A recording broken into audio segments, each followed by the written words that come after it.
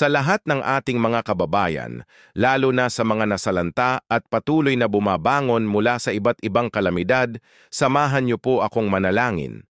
Panginoon ng pag-asa at habag, inilalapit po namin sa iyo ang lahat ng biktima ng kalamidad at ang mga tumutulong sa kanila.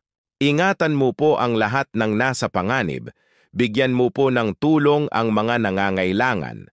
Palakasin ang mga nanghihina, aliwin ang mga nagluluksa at pagalingin ang mga nasasaktan. Pagpalain mo po ng kaligtasan at tapang ang mga nagsasagawa ng relief efforts. Tulungan mo po ang lahat ng may mabuting kalooban na tumugon ng may habag at bukas palad. Amen. Banal na Diyos, Ikaw ang aming kanlungan at lakas sa panahon ng biglaang sakuna, krisis o kaguluhan. Palibutan mo po kami ngayon ng iyong biyaya at kapayapaan sa gitna ng bagyo, lindol, sunog o baha. Sa pamamagitan ng iyong espiritu, itayo mo po ang mga nadapa, alalayan ng mga nagliligtas at nagtatayong muli, at punuin mo kami ng pag-asa sa iyong bagong nilikha. Sa pamamagitan mo, aming bato at manunubos.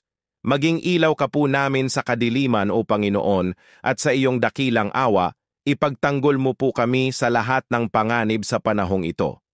Naway maalala namin na kapag ipinapanalangin namin ang kami, ito ay nangangahulugang lahat, hindi lamang ang aming mga mahal sa buhay.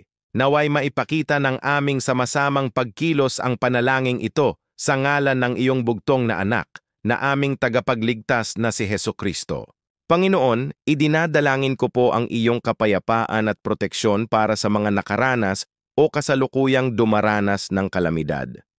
Ipagkaloob mo po sa kanila ang kapayapaan at proteksyon sa gitna ng unos, tulad noong pinakalma mo ang rumaragasang bagyo sa dagat. Ang Diyos ang ating kanlungan at kalakasan, isang handang saklolo sa kabagabagan.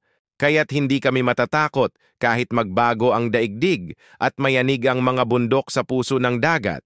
Panginoon, kaawaan mo po ang mga lupaing napinsala.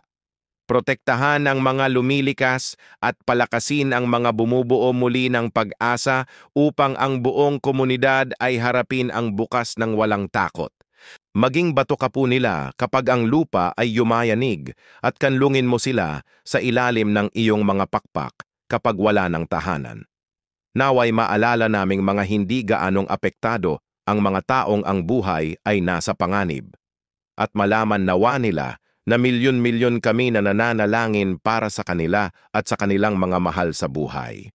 Ibinibigay namin sa iyo ang lahat ng papuri at kaluwalhatian magpakailanman, Panginoon, at alam namin na kahit sa pinakamadilim na sandali, lagi ka naming kasama. Amen. Maraming salamat sa inyong pagsama sa panalangin.